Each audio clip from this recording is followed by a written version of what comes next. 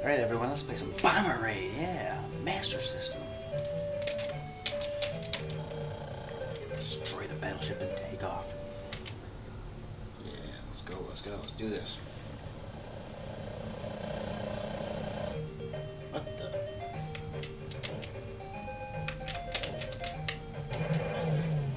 What's going on? It isn't pressing, not pressing anything. Going up. What's going on here? Dying everywhere. I can't go left or right. If I press up, I go down.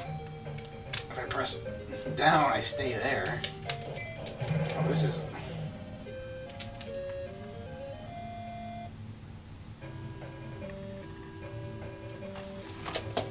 So what we got here, guys, is there's about 5 to 10 games that are incompatible with the Sega Genesis controller. Now, if you look this stuff up online, these people are going to tell you, well, you're out of luck. You're going to have to use a Master System controller. The only thing that can work is a Master System controller. Fucking whole dumbasses that don't know what the hell they're talking about. One alternative is to use just a 2-button joystick. You can even use a 1-button joystick if you wanted to, but you're not going to have the other button. But this is a 2-button joystick. This was in one of my Amiga things. It's a Wiko command control. This is a terrible joystick. It's like, ugh, takes all the force whatsoever to put it down. It's terrible. And it works perfectly. You know, so there's your only the Master System controller for the shop. But you know what? This can work too. You go online and they'll tell you to sacrifice it. You can open this up, cut the gray wire inside. Something about the select.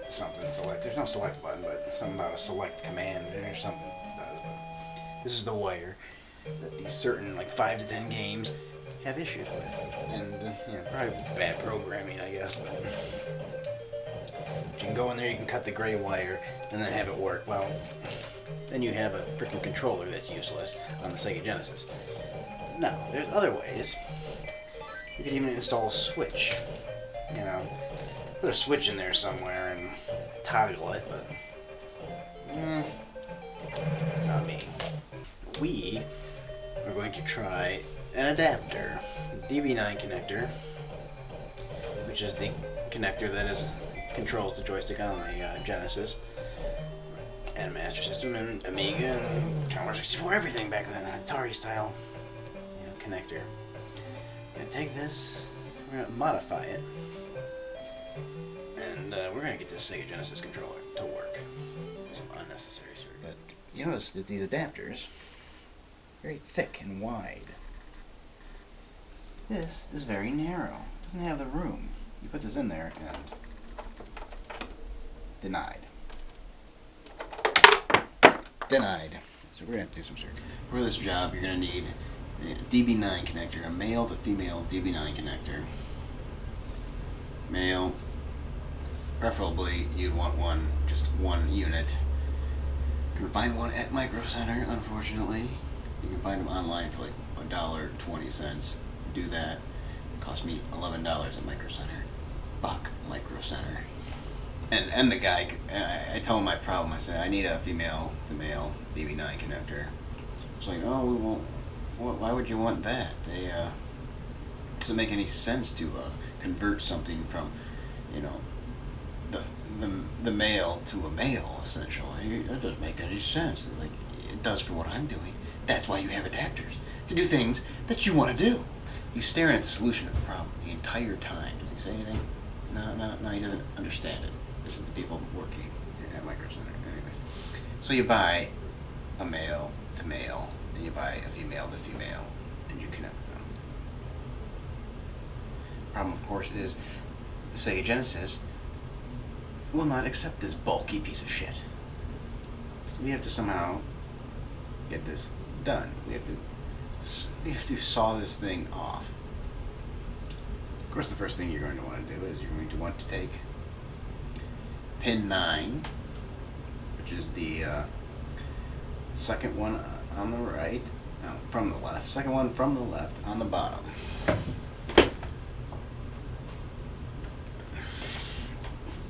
take that pin, because that is the select pin, apparently. I don't know, there's no select button on the Sega Genesis controller, but apparently that's the one that's causing everybody all these problems. Maybe that's the one that causes the Commodore 64 to go haywire. People say, I don't know, I never had any problems with it, but people say the Genesis controller can't go into the Commodore 64 and it'll fuck with something. That maybe it's the select button. So hey, got a solution for the Commodore 64 too? Maybe not for me, because mine works, so I'm not fucking with it. So take hold of pin 9 and yank it out. Of course, I've already done it. Get off.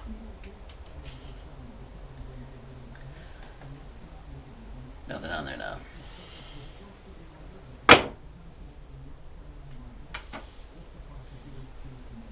The female is the one that is going into the Sega Genesis.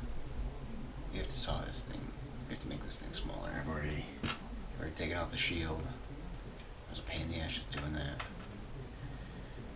We need to take off the other shield. We need to saw this thing down.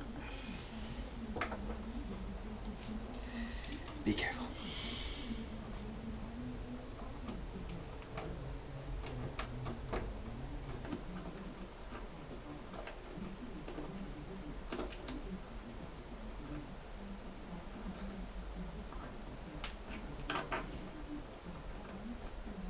Sides of them are like soldered on or something. Really making a pain in the ass.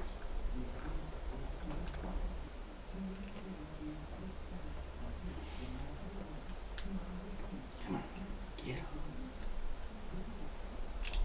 up. Woohoo! Another piece of metal off. Now it's all just a plastic.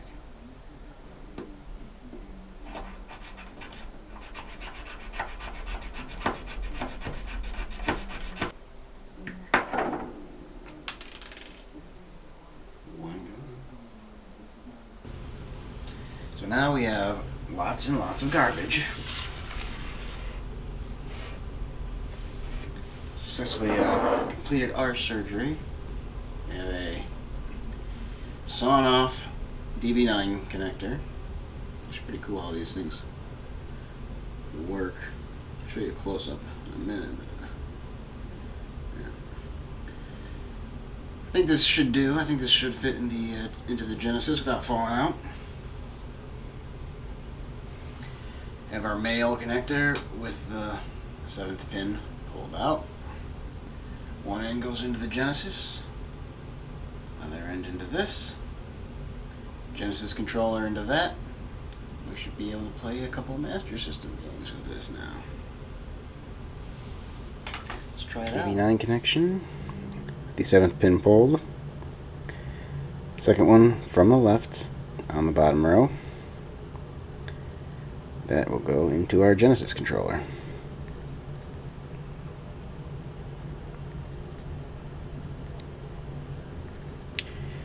Our nicely sawn off female end. You see this? Yeah, this is. I don't think it's not very much of a danger of falling out. It's only when you pull it open will it come out. But it's pretty cool that they have it connected. I thought when I was looking at it that I had lost all the pins, because from one end you can't see any, but it's just because it goes down and around. It's pretty cool. Hopefully you guys don't have to do any of this rigging, but if you do, following this guide, it might help you out. Let's go see how it works. That's my garbage. Leftover crap.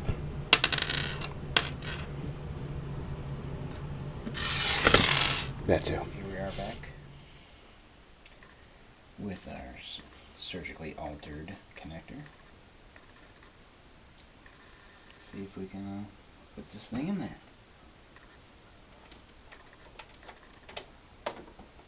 Look at that.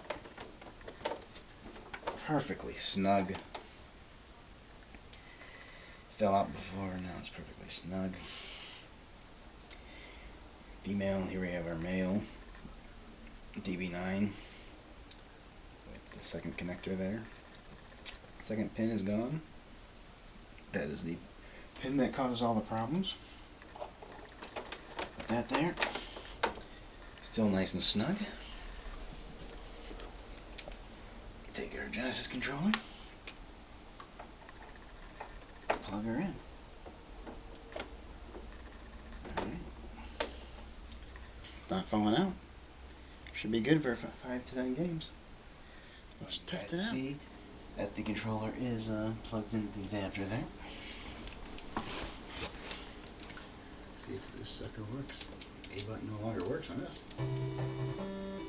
Alright, let's see if it works.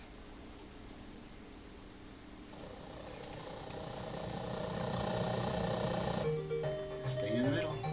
Up, down, up, left, right. Look at that. You can use my auto fire. Look at that. Ooh, yeah. Both buttons work. Nice. Kind of listen. What does this teach us, everybody? When you have a problem and the fools on the internet say, well, that's not going to work. You need that. It's just not going to work, you know. Anytime anybody tells you something's just not going to work, they're probably full of shit. Use your mind. Look it up. 9 times out of 10, there's a way. There's always a way. Believe in yourself. You can do it.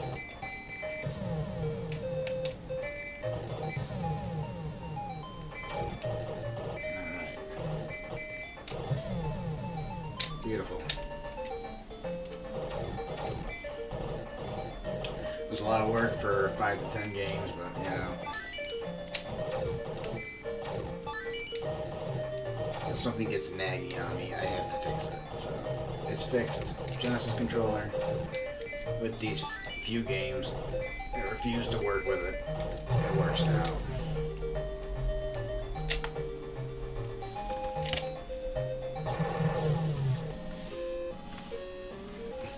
See you guys. How's everybody doing?